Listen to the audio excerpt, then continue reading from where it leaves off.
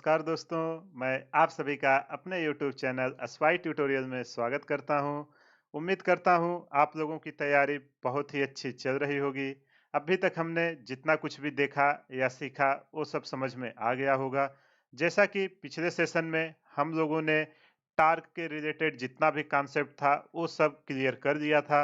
अब आज के सेशन में हम एंगुलर मोमेंटम चालू करेंगे। जैसे हमने law of Newton's law of motion में लीनियर मोमेंटम देखा था, वैसे ही यहाँ पे एंगुलर मोमेंटम देखेंगे। तो अगर अभी तक आपने मोमेंट ऑफ इनर्शिया या टार्क वो सब का सेशन नहीं देखा है, एक बार जाके देख लीजिए, क्योंकि एंगुलर मोमेंटम आपका most of the case moment of inertia पे डिपेंड रहने वाला है। तो चलिए बिना टाइम वेस्ट किए हुए आज का सेशन शुरू करते हैं। शांति से 35 से 40 मिनट देखिएगा, सारा डाउट आपका क्लियर हो जाएगा। चलिए शुरू करते हैं एंगुलर मोमेंटम। अब देखो, सबसे पहले समझते हैं कि एंगुलर मोमेंटम होता क्या है। आप सभी ने कभी ना कभी स्कीडिंग किया होगा या करने का ट्राई किया होगा। अब देखो, जब कोई आदमी स्कीडिंग कर रहा होता है, पहले तो कुछ टाइम तक इसको फोर्स देता है घूमने के लिए, लेकिन इसके बाद अपने हाथ देखो ये उठा देता है, कैसे मूव करते रहता है। तो एक कौन सी एनर्जी इसको सप्लाई होती है जो ये सब घूम रहा है। तो एंगुलर मोमेंटम के कारण ही जब ये अचानक से फोर्स देके पैर नहीं उठाता है, तो कंजर्व हो जाती है, जिसके कारण ये मोशन करते रहता है। इसी तरह आप दूसरे फिगर में देखो, एक आदमी है जो एक के बॉल को एक स्ट्रिंग से पकड़ के रोटेट कर रहा है। जब ये रोटेट इसको करेगा, तो इस पे क्या आएगा, एक आपका एंगुलर मोमेंटम आ जाएगा। जैसे वहां पे था कि कोई आपका मास एम का भी वेलोसिटी से आके बहुत कम टाइम के लिए टकराती थी, तो क्या नया टर्म आया था, इम्पैक्ट एक निकल के आया था ना, इसके बाद उसका मोमेंटम निकल के आया था। ऐसे ही अगर कोई पार्टिकल आपका रोटेट कर रहा है, वहां पे एंगुलर मोमेंटम निकल के आता है। आई होप आपको ये क्लियरिटी आ गई होगी। अगर कुछ भी डाउट है आप कमेंट करिए, मैं आपको एक्सप्लेन करूंगा। अब चलिए इसका डिफिनीशन समझते हैं कि ये है क्या जो यहाँ पे हमने देखा। तो देखो, एंगुलर मोमेंटम को हम इस पूरे लेक्चर में एल वेक्टर से रिप्रेजेंट करेंगे। इसका डेफिनेशन रीड करते हैं। When a mass rotates about some point or axis. देखो यहाँ जैसे अगर इस आदमी का मास पकड़ो, ये इसके अराउंड ही तो पूरा घूमेगा। तो जब वही बोल रहा है कि कोई मास किसी पॉइंट या एक्सिस के अबाउट घूमता है, there is momentum associated with rotational motion called the angular momentum. तो उनके रोटेशनल मोशन के कारण एक एंगुलर मोमेंटम आपका जनरेट होता है। समझ में आया कि नहीं? जब भी कोई मास किसी पॉइंट या एक्सिस के अलोंग घूमता है, वहां पे एक मोमेंटम होता है जिसके रोटेशन के कारण आता है, और उसको हम एंगुलर मोमेंटम कहते हैं। इसका एक और डेफिनेशन होता है जो formula based. The angular momentum of a particle rotating about an axis is defined as the moment of the linear momentum of the particle about that axis। देखो ये कह क्या रहा है कि जो आपका एंगुलर मोमेंटम किसी भी रोटेटिंग बॉडी का किसी एक्सिस के अबाउट होता है, वो क्या होता है, लीनियर मोमेंटम इनटू उस पार्टिकल का वहां से डिस्टेंस। तो चलो उसको यहाँ पे मैं लिख देता हूँ। एंगुलर मोमेंटम समझ में आया कि नहीं? एकदम बेसिक सा है, अच्छे से समझिए। आगे कंजर्वेशन ऑफ एंगुलर मोमेंटम वो सब आएगा। अगर यहाँ पे नहीं क्लियर रहेगा तो वो सब टॉपिक आप नहीं कर पाओगे। तो देखो, एंगुलर मोमेंटम आपका होता क्या है, लीनियर मोमेंटम इनटू एक्सिस जहां से रोटेट कर रहा है उस पार्टिकल का डिस्टेंस, लीनियर मोमेंटम। और वो कौन सा डिस्टेंस होगा, परपेंडिकुलर। अभी आप थोड़ा टाइम वेट करिए, पूरा मैं उसको आपको डायग्राम के थ्रू दिखाने वाला हूं। It's perpendicular distance, it's perpendicular distance कहां से, from the axis of rotation, distance from the axis of rotation. तो इसको हम फार्मूले में कैसे लिखेंगे, एल वेक्टर इक्वल टू क्या होगा, और ए एक वेक्टर क्वांटिटी है। वेक्टर में क्या होता है, आपका मैग्नीट्यूड भी होगा और डायरेक्शन भी होगा। तो चलो, एल वेक्टर। अब लीनियर मोमेंटम इसको हम बाद में लिखते हैं, परपेंडिकुलर को पहले। तो आर वेक्टर जो आपका पोजीशन वेक्टर होगा इनटू लीनियर मोमेंटम क्या आता था, P vector. Newton's law of motion में मैंने आपको ये सब डिस्कस किया था। और यहाँ पे p वेक्टर की वैल्यू क्या होती थी लीनियर मोमेंटम, मास इनटू किस वेलोसिटी से वो घूम रहा है, यही होता था ना। तो यहाँ पे हम p वेक्टर की वैल्यू पुट करेंगे, ये क्या निकल के आएगा, r vector cross m into v vector. यहाँ पे मास तो कांस्टेंट रहने वाला है, उसको हम बाहर निकाल देते हैं, जो हमारा एंगुलर मोमेंटम इक्वल टू निकल के आएगा m into r vector cross v vector. Velocity और परपेंडिकुलर डिस्टेंस का क्रॉस प्रोडक्ट लेके उसमें मास का मल्टीप्लाई कर देंगे, हमें एंगुलर मोमेंटम मिल जाएगा। अब चलिए इसका हम देखो, कोई भी नया टर्म आता है उसका डायमेंशंस और उसकी यूनिट क्या है ये जानना बहुत ही जरूरी है, क्योंकि जेई या नीट में कई बार डायरेक्ट ये सब पूछ लिए गए हैं। तो चलिए एसआई यूनिट लिखते हैं सबसे पहले। एसआई यूनिट एंगुलर मोमेंटम क्या आएगा, एम आर इंटू भी है। एम का क्या होगा, एम का होगा मास है उसका केजी होगा, आर का क्या होगा, आर आपका डिस्टेंस है उसको मेजर करने के लिए मीटर, इंटू वेलोसिटी, वेलोसिटी क्या है मीटर पर सेकेंड। तो जब यहां से इसको करेंगे तो आएगा केजी मीटर स्क्वायर, और सेकेंड को ऊपर ले जाएंगे तो सेकेंड के पावर -1। चलिए अब इसका डायमेंशंस भी लिख देते हैं। डायमेंशन होता है ना फंडामेंटल क्वांटिटी में हम सारी यूनिट को रिप्रेजेंट करते हैं। आपने अगर यूनिट एंड मेजरमेंट का चैप्टर देखा होगा, वहां मैंने पूरे डिटेल में डायमेंशंस किसी भी क्वांटिटी का कैसे लिखते हैं, फिजिकल क्वांटिटी, डेरिवेटिव क्वांटिटी, सारा वहां पे डिस्कस किया हुआ है। तो केजी मास इसको एम से लिखेंगे, मीटर स्क्वायर ये आपकी लेंथ होती है, एल स्क्वायर इंटू t-1। एक क्या निकल के आया, इसकी डायमेंशंस। देखो कई बार एग्जाम में डायरेक्ट ये सब पूछा गया है, रटिएगा मत, इसको याद रखिएगा। आप रटना मत, कॉन्सेप्ट समझिए। एग्जाम में कैसा भी कुछ भी पूछेगा, कॉन्सेप्ट पता रहेगा, आप आराम से डिराइव कर लोगे, नहीं तो इतना ज्यादा फार्मूला आप कितना रटोगे। इसलिए प्रोसेस समझिए, मेरा वही मोटो रहता है कि आपको कॉन्सेप्ट एक्सप्लेन करूं। चलिए अब समझते हैं कि देखो, अब जब भी हमारा एंगुलर मोमेंटम आएगा, जो हमारे जेई या नीट में आते हैं, उसमें बेसिकली 3 टाइप के क्वेश्चंस पूछे जाते हैं। तो चलो एक एक करके हम तीनों समझते हैं।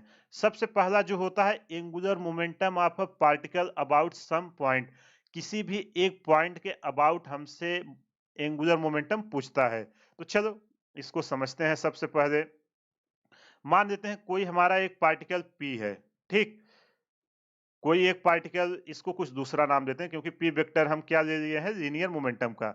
एक हमारा पार्टिकल है, इस पे क्या ये भी वेलोसिटी से घूम रहा है, और एक किसी रेफरेंस पॉइंट, इसका एक रेफरेंस पॉइंट दे देते हैं। रेफरेंस पॉइंट क्या है, ओ, और यहां से जो इसकी डिस्टेंस है ये कितनी है हमारी, आर वेक्टर, पोजीशन वेक्टर। तो यहां से मैं क्या करता हूं, अगर ये है तो यहां से मैं एक एक्सिस ड्रॉ कर देता हूं। ये रहा हमारा एक्स एक्सिस और ये रहा हमारा वाई एक्सिस। अब देखो इसका मास कितना है, मान लेते हैं इस पार्टिकल का मास m है। अब ये जब घूम रहा है इस पे क्या आएगा, इस पर एक लीनियर मोमेंटम आएगा। अगर इस पार्टिकल का यहाँ से डिस्टेंस r वेक्टर है, अगर हमें एंगुलर मोमेंटम लिखना है तो हम उसको कैसे लिखेंगे, उसी का हम यहाँ पे डिराइव करने की कोशिश कर रहे हैं। तो चलो अभी मैं क्या करता हूँ, इस एक्सिस को थोड़ा आगे एक्सटेंड करता हूँ, ठीक, और यहाँ से परपेंडिकुलर यहाँ डाल सकता हूँ कि नहीं। और क्वेश्चन में दिया हुआ है जो रेफरेंस पॉइंट है, यहाँ से कितना एंगल बना रहा है, थीटा। अगर यहाँ से थीटा बना रहा है तो यहाँ से भी ये कितना बनाएगा, थीटा। अब लीनियर मोमेंटम इस पे एक लग रहा है कितना, पी वेक्टर, ठीक, ये हमारा लग रहा है पी वेक्टर। और पी वेक्टर की वैल्यू क्या होती है, मास इंटू वेलोसिटी। समझ में आया कि नहीं। अब आपसे एंगुलर मोमेंटम पूछ रहा है, तो चलो जो जो हमने यहाँ पे लिखा है उसको लिख देते हैं। पार्टिकल का नाम क्या दे दूं, ए। चलो क्या का हमने माना है, सपोज अ पार्टिकल ए। देखो ध्यान से समझिए कॉन्सेप्ट, क्योंकि क्वेश्चन इसी बेसिस पे आएंगे। एक तरह से क्या है, ये हमारा इस पॉइंट के अबाउट ये क्या हो रहा है, पार्टिकल ट्रांसलेट कर रहा है। ये कौन सा केस है, यहाँ मैं लिख देता हूं अभी ब्रैकेट में। ये है हमारा कौन सा केस, प्योर ट्रांसलेशन का। केवल ट्रांसलेट कर रही है, रोटेट नहीं कर रही हमारी बॉडी। ट्रांसलेट पता है ना, कि कोई मानो एक सर्कल आप एक रस्सी से उसको खींच रहे हो, रोटेट नहीं हो रही, केवल घूम रही है। तो चलो suppose a particle A of mass m अच्छे से समझ लेना, इसी कॉन्सेप्ट पे क्वेश्चन आएंगे। Is moving with linear momentum. ठीक, कोई एक पार्टिकल ए है जिसका मास m है, वो एक लीनियर मोमेंटम से मूव कर रही है। अब अगर हमें लीनियर मोमेंटम, देखो वहां मैंने ऑलरेडी लिखा है, लीनियर मोमेंटम हमारा क्या आएगा, पी वेक्टर इक्वल टू आएगा मास इनटू वेलोसिटी। अब इसका हमें क्या लिखना है, एंगुलर मोमेंटम, और इसमें रिफरेंस बहुत ही जरूरी है एंगुलर मोमेंटम में। तो हमें किसके अबाउट लिख रहे हैं angular momentum, L vector about point O हमारा क्या है, यही हमारा रेफरेंस पॉइंट है। ठीक, तो क्या आएगा आपका लीनियर मोमेंटम इनटू ए डिस्टेंस परपेंडिकुलर, ये इसके आर वेक्टर, इसका हम कंपोनेंट परपेंडिकुलर लेंगे, सामने वाली डिस्टेंस क्या आएगी यार, जब इसका हम कंपोनेंट इसको रिजॉल्व करेंगे, ये क्या आएगा, ए और ए डिस्टेंस बराबर होगी, परपेंडिकुलर आपका क्या आएगा, आर परपेंडिकुलर आएगा आर साइन थीटा। इसको रिजॉल्व किया हूं और इसके पैरेलल में क्या आएगा, आर कॉस थीटा। तो हमें परपेंडिकुलर डिस्टेंस चाहिए उस पॉइंट का जो यहाँ पे प्योर ट्रांसलेट हो रहा है। तो चलो उसको लिखते हैं। तो यहां से मैं क्या लिख सकता हूं, L vector equal to r vector cross p vector. R vector की वैल्यू कितनी है, आर वेक्टर, पी वेक्टर की वैल्यू कितनी है, एम वी वेक्टर। यहाँ पे हमारा मास कांस्टेंट है वो बाहर आ जाएगा, एल वेक्टर जो हमारा निकल के आएगा m r vector cross v vector. अगर कोई भी पॉइंट प्योर ट्रांसलेट कर रही है उस केस में अगर हमसे एंगुलर मोमेंटम पूछे, mass into r vector cross product v vector ले लेना है। समझ में आया कि नहीं, आई होप आपको समझ में आ गया होगा। अब चलो जो ये आर वेक्टर है इसके बारे में हम अगर साइन आर जो हमारा क्या है यहाँ परपेंडिकुलर डिस्टेंस है उसके टर्म में लिखते हैं। तो चलो यहाँ पे आर हमारा क्या है, हेयर जो था वो लिख देते हैं, here r vector is the radius vector, उस पॉइंट के अबाउट तो क्या हो रहा है, रोटेट कर रहा है, रेडियस वेक्टर ऑफ, देखो नोटेशन को अच्छे से समझना, एक बार ये सब समझ गए ना कॉन्सेप्ट, क्वेश्चन कैसे भी पूछेगा आप उसको आसानी से समझ लोगे। इसलिए जितनी चीजें मैं इतना टाइम देके आपको एक्सप्लेन करता हूँ वो सब अच्छे से समझिए, एक बार ये सब सारा डाउट क्लियर हो जाएगा, एग्जाम में कैसा भी क्वेश्चन आएगा आप उसको आसानी से कर लोगे। अब देखो अगर किसी भी टाइम पे हमसे पूछ रहा है एल वेक्टर क्या आएगा, एम भी आर क्या है, परपेंडिकुलर डिस्टेंस, यहां से परपेंडिकुलर डिस्टेंस क्या है, आर साइन थीटा। तो यहां से मैं क्या लिख सकता हूं, m v r sine theta, और आर साइन थीटा क्या है हमारा परपेंडिकुलर डिस्टेंस। तो L vector equal to m v r perpendicular, जहां पे हम लीनियर मोमेंटम ले रहे हैं पॉइंट ऑफ रेफरेंस से वहां से परपेंडिकुलर डिस्टेंस होना चाहिए। इस बात को आप याद रखना जब क्वेश्चन सॉल्व करोगे, क्योंकि क्वेश्चन में वो किसी एंगल पर दिया रहेगा तो वहां से आप उसके परपेंडिकुलर डाल के निकाल लेना। आई होप आपको समझ में आ गया होगा। अगर कहीं भी कुछ भी डाउट है वीडियो को पॉज करिए, एक बार फिर से देखिए, सारा डाउट क्लियर हो जाएगा। अब चलिए डायरेक्शन देखते हैं कि हम एंगुलर मोमेंटम का डायरेक्शन कैसे निकालते हैं, क्योंकि ये एक वेक्टर क्वांटिटी है, वेक्टर क्वांटिटी में मैग्नीट्यूड और डायरेक्शन दोनों आते हैं। तो चलो समझते हैं। अब मान लेता हूं कोई एक हमारा एक डिस्क है जो देखो क्लॉकवाइज एंटी क्लॉकवाइज डायरेक्शन में रोटेट कर रही है, एक किस स्पीड से, ओमेगा स्पीड से। तो जो इसका एंगुलर मोमेंटम अभी आगे इसको मैं डिराइव करूंगा equal to I omega pure rotation वाले केस में। तो इसको कैसे निकालते हैं, पहले डेफिनेशन रीड करते हैं फिर यहाँ पे मैं आपको एक्सप्लेन करता हूँ।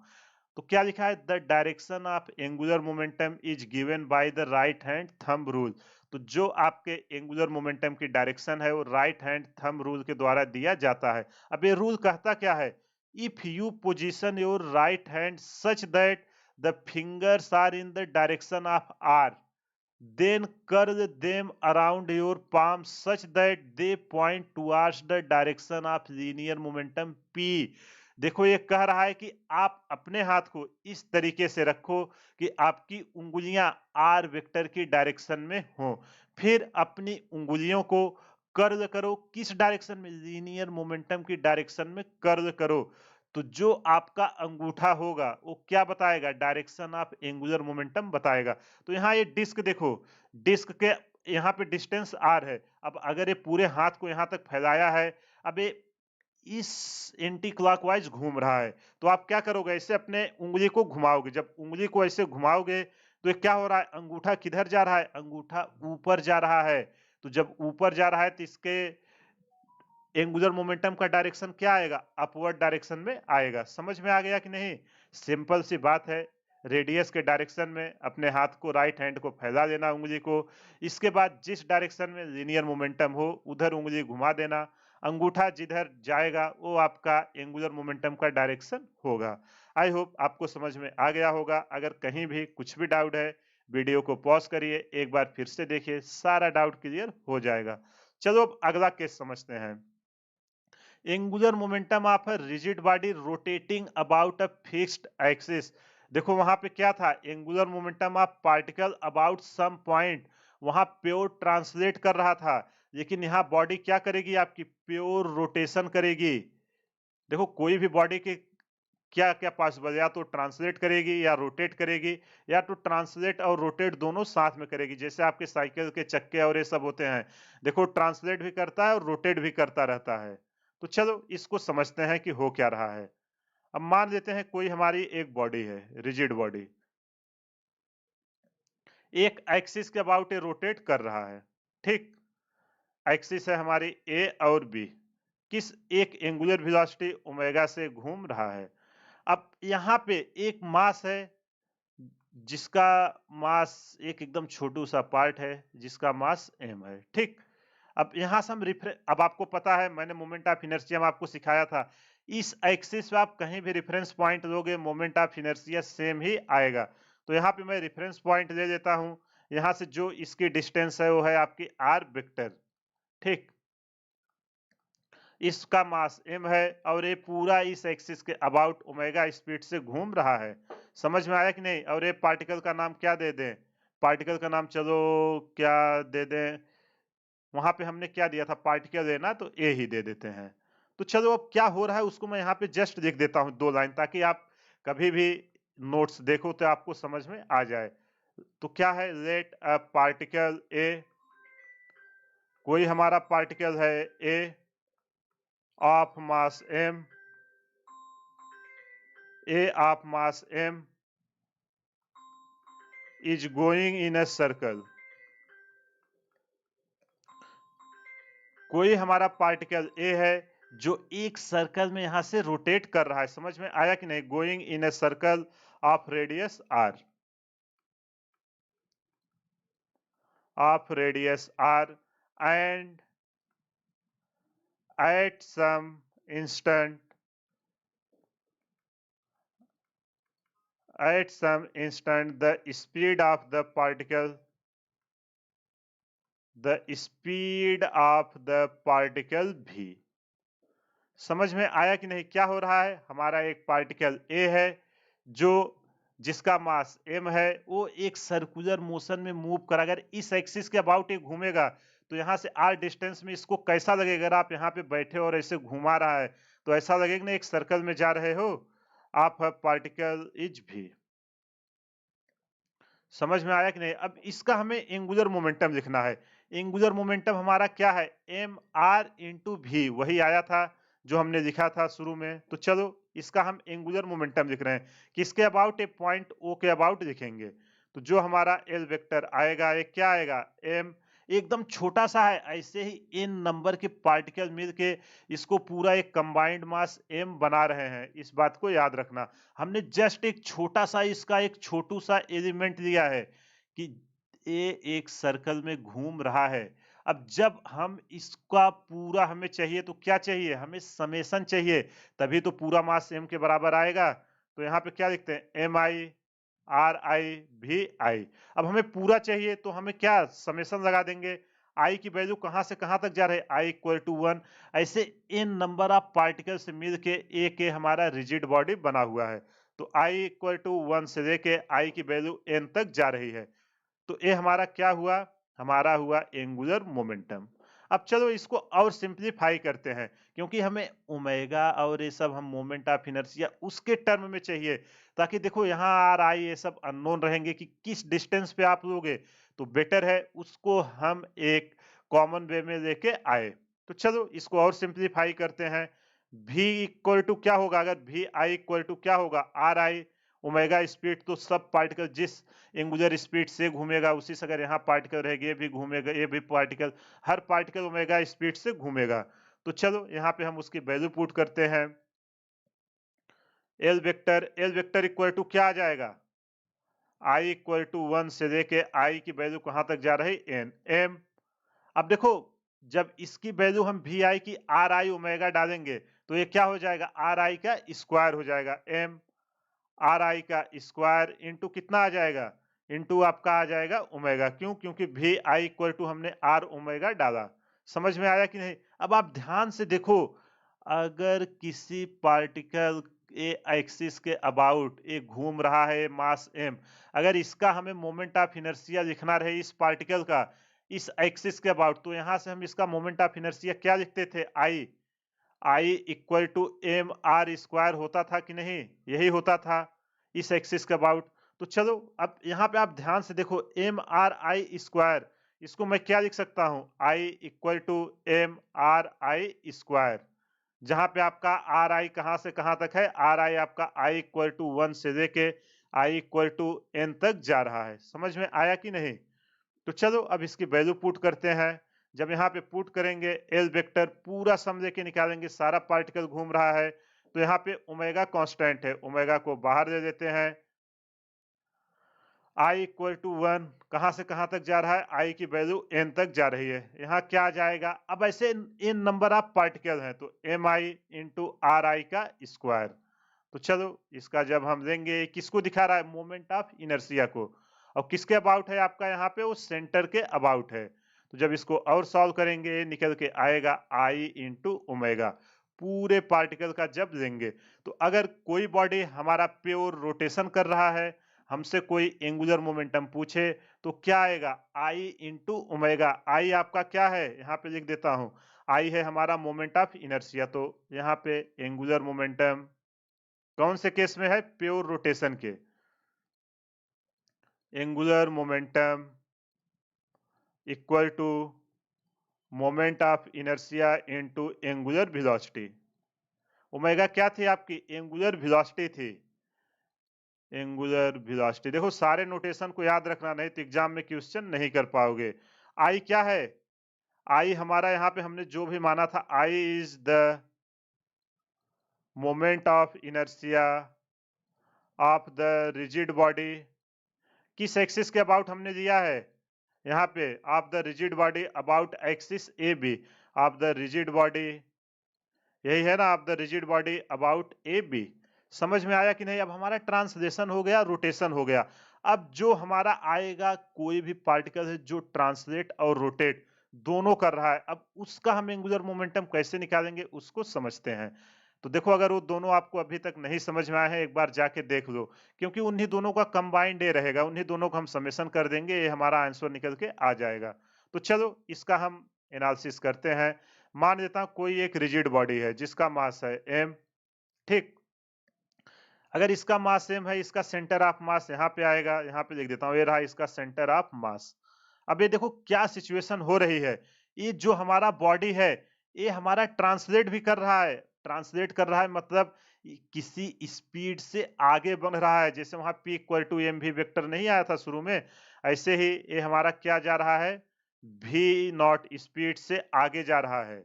और इसी के साथ हमारा ओमेगा स्पीड से सेंटर ऑफ मास के अबाउट रोटेट भी कर रहा है। ये सिचुएशन हो रही है, और ये सब का कैलकुलेशन हम किसके अबाउट कर रहे हैं, ये सब का कैलकुलेशन हम एक रेफरेंस पॉइंट किसके, ओ के अबाउट कर रहे हैं। यहाँ से यहाँ जो डिस्टेंस आएगी वो हमारी निकल के आएगी आर नॉट वेक्टर। ठीक, समझ में आया कि नहीं। हमारा एक रिजिड बॉडी है जिसका मास m है, ये हमारा ट्रांसलेशन और रोटेशन दोनों कर रही है, ये v नॉट स्पीड से आगे बढ़ रहा है, और इस सेंटर ऑफ मास जो एक ओमेगा है, एंगुलर वेलोसिटी ओमेगा, उसके अबाउट रोटेट भी कर रहा है। समझ में आया कि नहीं। जैसे आपका साइकिल का चक्का है, आप देखो जब पैडल मारोगे तो चक्का रोटेट कर रहा है लेकिन साइकिल आगे भी जा रही है, तो किसका कॉम्बिनेशन है व्हील? रोटेशन एंड ट्रांसलेशन दोनों हो रहा है।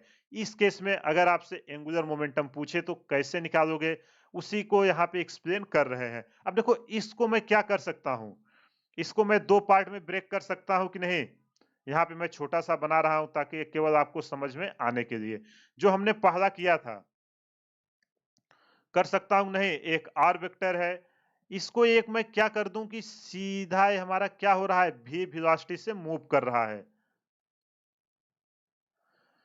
तो ये कौन सा कि एक मिनट अगली स्लाइड दे देते हैं, वहां आपको और बेटर समझ में आएगा।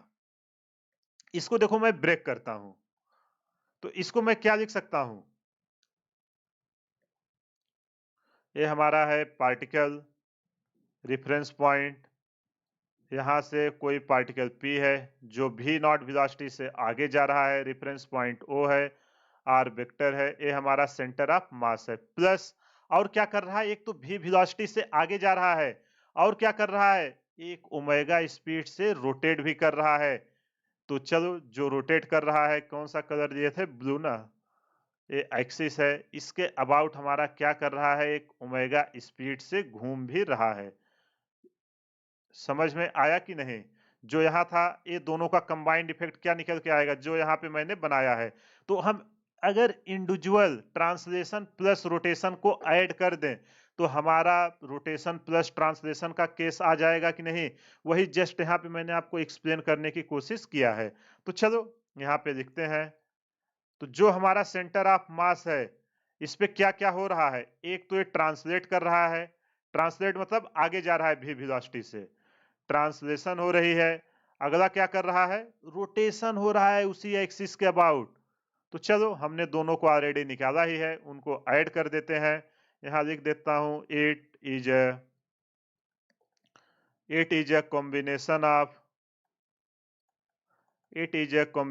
of rotation and translation. जो ये है हमारा, ये रोटेशन एंड ट्रांसलेशन दोनों का कॉम्बिनेशन है।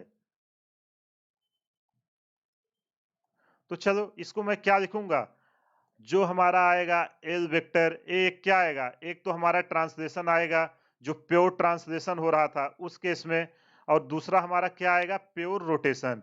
तो यहाँ L vector T translation plus L vector क्या था, प्योर रोटेशन। तो चलो इसकी वैल्यू पुट करते हैं। ट्रांसलेशन की केस में क्या आ रहा था स्टार्टिंग में, m into r vector cross v vector, वही आया था। तो चलो लिखते हैं एल इक्वल टू, इसका मास कितना है, इसका पूरा मास m माने है ना, तो चलो L vector equal to m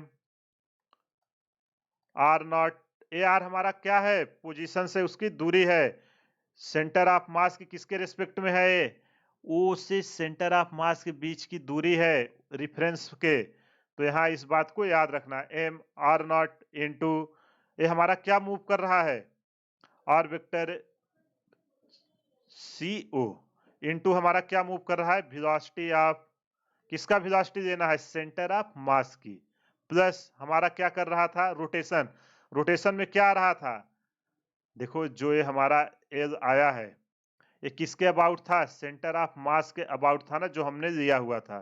तो चलो यहाँ पे जब हमने उसको लिया है आई ओमेगा, ये किसके बराबर है, अच्छे से समझना, ऐसे ही आप उन दोनों को समझ गए हो तो इसको कुछ भी नहीं है। चलो अब इसको मैं यहाँ पे आर वेक्टर सी ओ क्या है उसको यहाँ पे लिख देता हूँ, r vector C O distance between centre and reference point. चलो इस फार्मूले को पूरा कंबाइंड करके रखते हैं, फिर इस पे कुछ क्वेश्चंस करेंगे। समझ में आया कि नहीं, इसी तीन कॉन्सेप्ट पे एंगुलर मोमेंटम पे आपसे क्वेश्चन पूछे जाएंगे, इसलिए इसको अच्छे से तैयार करके रखना, क्योंकि इस पे आप देखोगे अगर रोटेशनल मोशन से क्वेश्चन आते हैं तो एंगुलर मोमेंटम से क्वेश्चन पूछने की प्रोबेबिलिटी बहुत ही ज्यादा होती है, क्योंकि इसमें आपका मोमेंट ऑफ इनर्शिया जितना कुछ हमने अभी तक स्टडी किया है सारा इसमें यूज हो जाता है। आई होप आपको समझ में आ गया होगा। अगर ये तीनों कॉन्सेप्ट नहीं समझ में आए हैं, वीडियो को पॉज करिए, अच्छे से देखिए, प्योर ट्रांसलेशन के केस में हम कैसे प्रॉब्लम सॉल्व करेंगे, प्योर रोटेशन के केस में कैसे करेंगे, इसके बाद हम उन दोनों का कंबाइंड इफेक्ट को कैसे करेंगे। चलिए अब इस पे कुछ क्वेश्चंस करते हैं, तो आपको अच्छे से क्लियरिटी आएगी। चलो ये रहा पहला क्वेश्चन। इसमें देखो कह क्या रहा है, a particle of mass m is moving along the line y equal to b, z equal to 0, मतलब 2D है, z एक्सिस पे 0 है, with constant speed v, state whether the angular momentum of particle about origin is increasing, decreasing और constant. देखो ये कह रहा है, क्या कह रहा है कि कोई एक पार्टिकल है, कोई एक पार्टिकल है जिसका मास m है। तो चलो मान लेते हैं कोई एक पार्टिकल है जिसका मास m है। ये क्या कर रहा है कि एक v स्पीड से मूव कर रहा है, एक v वेक्टर स्पीड से मूव कर रहा है। आपसे पूछ रहा है कि इसका मोमेंटम क्या होगा ओरिजिन के अबाउट ए ओरिजिन है। तो चलो यहां से इसकी हम डिस्टेंस डालते हैं, यही डिस्टेंस है ना, distance r vector, position vector. अब आपका बोल रहा है कि ओरिजिन के रिस्पेक्ट में जो इसका एंगुलर मोमेंटम आएगा वो इंक्रीज हो रहा है, डिक्रीज हो रहा है या कांस्टेंट रह रहा है, आपको उस पर कमेंट करना है। समझ में आया कि नहीं? तो चलो इसको अब सॉल्व करते हैं। अब देखो यार, एंगुलर मोमेंटम इक्वल टू हमें क्या बताया गया है, angular momentum L vector equal to हमें एम भी, अगर यहां से मैं मान लू थीटा एंगल बना रहा है, एम भी क्या है, आर साइन थीटा, यही था। और आर साइन थीटा हमारा क्या आता था, अगर यहां से मैं परपेंडिकुलर डिस्टेंस डालूं, आर परपेंडिकुलर, यही तो हमारा आर साइन थीटा आता था। और इसी की वैल्यू मैं मान देता हूं एक कांस्टेंट वैल्यू बी। तो यहाँ पे मैं M v r sine theta पे क्या लिख सकता हूं, चलो इसका मॉड दे देते हैं, निगेटिव वैल्यू नहीं देना है, एम भी। अब आर साइन थीटा क्या है, ओरिजिन के रेफरेंस में परपेंडिकुलर डिस्टेंस। अब आर वेक्टर, आर परपेंडिकुलर को हमने क्या माना है, एम भी बी। ये मैंने क्यों किया, ताकि आप इन तीनों को देख के कमेंट कर सको कि आखिर हो क्या रहा है। अब आप ध्यान से इस रिजल्ट को देखो, L vector equal to m v b आया है। अब आप ध्यान से देखो, क्या पार्टिकल का मास बदल रहा है, मास तो कांस्टेंट है, मास कांस्टेंट रह रहा है ना। और वेलोसिटी, वेलोसिटी चेंज नहीं हो रही है, एक कांस्टेंट स्पीड v से लिखा हुआ है, v भी कांस्टेंट है। अब दो हमारे पैरामीटर कांस्टेंट हो गए। अब हमें जो r sin थीटा है परपेंडिकुलर डिस्टेंस, उस पे कमेंट करना है। तो आप ध्यान से देखो, जो हमारा r sin थीटा रहने वाला है वो हमारा कांस्टेंट रहने वाला है। बहुत स्टूडेंट कंफ्यूज होंगे कि जैसे जैसे ये आगे आएगा, मान लेते हैं यहाँ पे पहुंचा पार्टिकल, अब हमारा r क्या होगा, r हमारा चेंज होके यहाँ आ जाएगा और v वेलोसिटी यहाँ आ जाएगी, थीटा हमारा क्या होगा, डिक्रीज होगा, और r क्या होगा, इंक्रीज होगा। यही होगा ना जो लोगों को डाउट आता है। लेकिन जो आर साइन थीटा का प्रोडक्ट होने वाला है वो कांस्टेंट रहने ही वाला है। तो चलो उसके कारण हमारा क्या आएगा, उसके कारण हमारा एंगुलर मोमेंटम क्या होने वाला है, कांस्टेंट रहने वाला है। L vector equal to constant, क्यों कांस्टेंट है, h m v and b are constant. M v तो आपको सीधा देख के समझ में आ गया, लेकिन बी पे अगर आपके कॉन्सेप्ट अच्छे से क्लियर नहीं रहेगा तो आप यहाँ पे आंसर नहीं दे पाओगे। क्योंकि बहुत स्टूडेंट लोगों को डाउट आता है, यहाँ मैं लिख देता हूँ, डाउट क्या आता है, यहाँ पे जो डाउट आता है वो क्या बोलते हैं कि जैसे जैसे हमारा मानो कुछ टाइम बाद पार्टिकल ए से चला, मानो यहाँ अभी बी पे आ गया, ठीक। अब बी पे क्या हुआ, हमारा जो थीटा था, जो थीटा था वो तो डिक्रीज हुआ, लेकिन जो हमारा पोजीशन वेक्टर आर था वो इंक्रीज हुआ। तो उससे बोलते हैं कि चेंज हो रहा है। बट इनका जो कंबाइंड इफेक्ट आप देखोगे, आर साइन थीटा, ये हमारा कांस्टेंट ही रहेगा। तो जिसके कारण हमारा एंगुलर मोमेंटम जो निकल के आया है वो कांस्टेंट ही रहेगा। समझ में आया कि नहीं? एक ये बहुत ही इंपॉर्टेंट और बहुत ही कॉन्सेप्चुअल क्वेश्चन है, इसको अच्छे से समझिएगा। अगर कहीं भी कुछ भी डाउट है, वीडियो को पॉज करिए, एक बार फिर से समझिए, और खासकर इस डाउट को अच्छे से नोट करके लिख लेना, क्योंकि एग्जाम में ऐसे ऐसे ही वो फंसाएगा, आपके दिमाग से खेलेगा। अगर आपको अच्छे से प्रैक्टिस नहीं किए रहोगे तो आंसर नहीं दे पाओगे, इसलिए कॉमन सेंस अच्छे से लगाइएगा। कॉन्सेप्ट में आपको कोई ऐसा कॉन्सेप्ट नहीं होगा जो छोड़ रहा हूं आपको ना समझ में आए। हर कॉन्सेप्ट को मैं एकदम बेसिक से एडवांस तक एक्सप्लेन करता हूं। और यार, अगर यहाँ तक वीडियो देखे हो तो कम से कम लाइक कर दो, ताकि हमें पता तो चले कि कितने लोग हैं जो सीरियस होकर वीडियो को देख रहे हैं। और अगर आप हमारे चैनल से फिजिक्स पढ़ रहे हैं मैं आपको गारंटी दे रहा हूं आपका एक सिंगल क्वेश्चन भी नहीं रुकेगा। चलिए अगला क्वेश्चन करते हैं। एक क्वेश्चन एक्चुअली जेई में एक बार आया हुआ है और नीट में भी सिमिलर पैटर्न पे क्वेश्चन आए हुए हैं, इसलिए अच्छे से देखिए एग्जाम में कैसे क्वेश्चन आते हैं। देखो कह क्या रहा है, a circular disc of mass m and radius r is set into motion on a horizontal floor with a linear speed v in the forward direction and an angular speed omega equal to v by r। देखो आपका rotation plus translation दोनों का case आ गया है। ये भी speed से आगे भी जा रहा है और एंगुलर स्पीड ओमेगा से रोटेट भी कर रहा है। किस डायरेक्शन में? क्लॉकवाइज डायरेक्शन में। आपसे पूछ रहा है find the magnitude of the total angular momentum of the disc about bottom most point O of the disc. आपको बॉटम मोस्ट पॉइंट के अबाउट ओ एंगुलर मोमेंटम निकालना है। देखो रेफरेंस पॉइंट बहुत ही इंपॉर्टेंट है, कहां से पूछ रहा है इस चीज को अच्छे से याद रखना, ठीक है? नहीं तो आप आर वेक्टर की वैल्यू गलत डाल दोगे। चलो अब इसको सॉल्व करते हैं। ये क्या है? हमारा एक डिस्क है, कोई हमारा एक डिस्क है, ठीक, जमीन पे ऐसे है। अब ये क्या कर रहा है कि एक भी वेलोसिटी से लीनियर स्पीड v से आगे जा रहा है, ठीक, और क्या कर रहा है कि एक ओमेगा से क्लॉकवाइज डायरेक्शन में घूम रहा है। चलो इसको मैं रेड से कर देता हूं। इसके अबाउट ओमेगा से घूम रहा है। इसका रेडियस कितना है? इसका रेडियस दिया हुआ है r। अब आपको जो इसका बॉटम मोस्ट पॉइंट है, बॉटम मोस्ट पॉइंट ये है, इसके अबाउट आपसे एंगुलर मोमेंटम पूछ रहा है। क्वेश्चन समझ में आ गया कि नहीं? एक हमारा डिस्क है जो भी वेलोसिटी से आगे जा रहा है और ओमेगा एंगुलर स्पीड से रोटेट कर रहा है। किस डायरेक्शन में? क्लॉकवाइज डायरेक्शन में। आपसे क्या पूछ रहा है कि बॉटम मोस्ट पॉइंट के अबाउट एंगुलर मोमेंटम बताना है। तो चलो हमने अभी देखा था जो कंबाइंड इफेक्ट था वो कैसे लिखते थे। ये हमारा क्या है? यहाँ पे मैं लिख देता हूं ताकि आपको कोई कंफ्यूजन ना हो। कॉम्बिनेशन ऑफ, अगर इसको मैं ब्रेक करूंगा, देखो एक प्योर ट्रांसलेशन है जो भी से कंटिन्यू आगे ही जा रहा है, दूसरा प्योर रोटेशन है और ये इन दोनों का कॉम्बिनेशन होके बना हुआ है। Combination of rotation and translation. देखो अच्छे से यार इस क्वेश्चन को समझो, ये जेई में आया हुआ क्वेश्चन है और नीट में भी सिमिलर पैटर्न पे आया हुआ कि वो डिस्क की जगह वो रिंग या कुछ ऐसा कर दिया था। इसलिए मोमेंट ऑफ इनर्शिया अगर आपने नहीं देखा, देखो यहाँ फंस जाओगे। अगर कुछ एक्सिस कुछ हो चेंज करेगा और आपको निकालने नहीं आता तो आप क्वेश्चन को सॉल्व नहीं कर पाओगे। तो चलो इस केस में क्या आता था हमारा angular momentum L vector equal to L vector, यहाँ पे हमारा किसके अबाउट आएगा? Centre of mass plus m r O vector into v naught, ठीक। अब चलो सबकी वैल्यू पुट करते हैं। पहले हम इसका निकालते हैं, कम ये जो प्योर रोटेट कर रहा है ना उसका आई ओमेगा। तो इसका आई क्या आएगा? L vector C M equal to, अगर ओमेगा स्पीड से इस एक्सिस के अबाउट घूम रहा है, आई इंटू ओमेगा, यही आएगा ना। आई हमारा क्या है?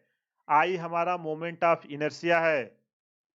मोमेंट ऑफ इनर्शिया आई क्या है? आई है हमारा मोमेंट ऑफ इनर्शिया। और एक क्या हमें दिया हुआ है? Disc, moment of inertia of disc at the centre. Centre के अबाउट डिस्क का मोमेंट ऑफ इनर्शिया क्या आता है? मैंने आपको इसका डेरिवेशन भी कराया है और एक टेबल आपको लिखवाया था, जो इंपॉर्टेंट थे उसको याद करके रखना, नहीं तो आप क्वेश्चन सॉल्व करने में बहुत लेंदी हो जाएगा। देखो ये याद रहेगा, यहाँ तुरंत हम कर देंगे। आई ओमेगा, डिस्क का आई क्या होता है? M are square by two. तो चलो यहाँ पे इसको सॉल्व करते हैं। L vector C M equal to I क्या आया? M are square by two into omega, omega की वैल्यू कितनी है? V by R. सबको एक कॉमन टर्म में ले चलते हैं। समझ में आया कि नहीं? जब इसको हम सॉल्व करेंगे यहां से क्या आएगा? एक आर से एक आर कट जाएगा, ऊपर बचेगा एम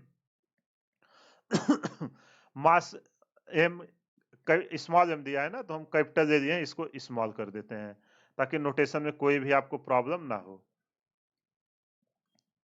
तो ये हमारा आएगा M v R by two. ये आया प्योर रोटेशन का। अब ट्रांसलेशन का केस निकालते हैं, एम आर क्रॉस इंटू भी क्रॉस का। तो चलो इसको लिखते हैं एम, कलर चेंज कर देते हैं ताकि प्रॉब्लम ना हो। जब उसकी वैल्यू लिखेंगे M r vector cross v vector, तो यहाँ पे देखो, अगर ये हमारा पार्टिकल, इसका मास m है,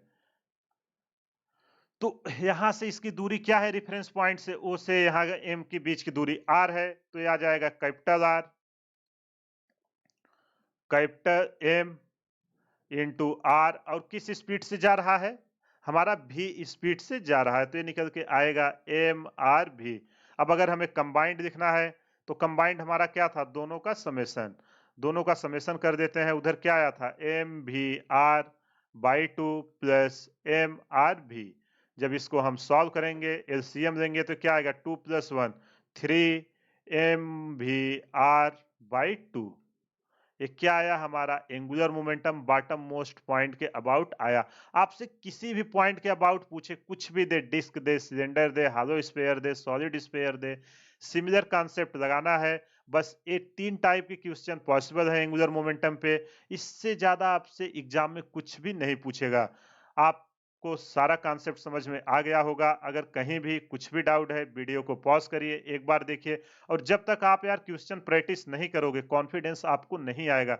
इन तीनों फार्मूले पे आप जाइए, आपके पास चैप्टर वाइज PYQ होगा, अगर नहीं है तो उसको ले लीजिए, उसको पूरा सॉल्व कीजिए इस टॉपिक पे। आप देखना एग्जाम में कैसा भी क्वेश्चन आएगा, आप उसको आसानी से कर देंगे। तो चलिए, आई होप आपको आज का सारा लेक्चर समझ में आ गया होगा। अगर कहीं भी कुछ भी डाउट हो, आप हमें कमेंट बॉक्स में डालना, मैं आपको उसका सॉल्यूशंस प्रोवाइड करूंगा, या आप हमें टेलीग्राम पे डालिए, कोई भी क्वेश्चन हो उसका सॉल्यूशंस मैं आपको प्रोवाइड करूंगा। और जो कुछ यहाँ पे डिस्कस किया, अगर इसका नोट्स चाहिए, तो वीडियो के डिस्क्रिप्शन में टेलीग्राम का लिंक है, वहां से जाके ज्वाइन कर लीजिए। हर लेक्चर खत्म होने के बाद सारा ये जो PDF है, मैं उस ग्रुप में पोस्ट कर देता हूँ, वहां से आप डाउनलोड कर सकते हो, इसको रेफरेंस लेके खुद का नोट्स बना सकते हो। तो आज का सेशन आपको समझ में आ गया होगा।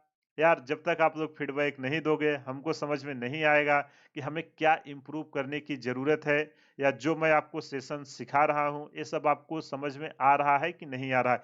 अपने तरीके से मैं तो एक भी पॉइंट ऐसा नहीं छोड़ता। अगर आपको रैंक चाहिए, तो जितना मैं आपको सिखा रहा हूँ, सब कुछ आपको सीखना पड़ेगा। आपने देखा होगा, अभी जो जेईई मेन 2024 का एग्जाम हुआ है जैन और फेब में, उसमें सारे क्वेश्चन हमारे नोट से ही आए थे। आपको यकीन ना हो, मैंने प्लेलिस्ट बना के रखा हुआ है, आप जाके देख लीजिए। और मैं अभी से बोल रहा हूँ कि अभी जो जेईई और नीट का एग्जाम होने वाले हैं, फिर से सारे क्वेश्चन, जितना टॉपिक मैं कवर किया रहूंगा, आप देखना उसके रिलेटेड सारे क्वेश्चन हमारे नोट से ही आएंगे। बहुत होगा केवल कुछ डेटा का इधर से उधर चेंज होगा, बाकी सिमिलर कॉन्सेप्ट रहेगा। और इसके अलावा एक क्वेश्चन प्रैक्टिस की सीरीज अलग से चल रही है, वहां से जाके सारा क्वेश्चन प्रैक्टिस कीजिए, क्योंकि जितने भी इंपॉर्टेंट क्वेश्चन है, SC वर्मा हो या आपका PYQ है, सबको मैं वहां पे डिस्कस करता हूं। इसके अलावा आपको कहीं से कुछ भी करने की जरूरत नहीं है। डेफिनेटली फिजिक्स में आपका एक सिंगल क्वेश्चन भी नहीं रुकेगा। तो चलिए, इसी के साथ आज का सेशन समाप्त करते हैं। कमेंट करके जरूर बताइएगा वीडियो आपको कैसा लगा। हमारे चैनल को ज्यादा से ज्यादा शेयर करें, सब्सक्राइब करें व लाइक करें। Thank you.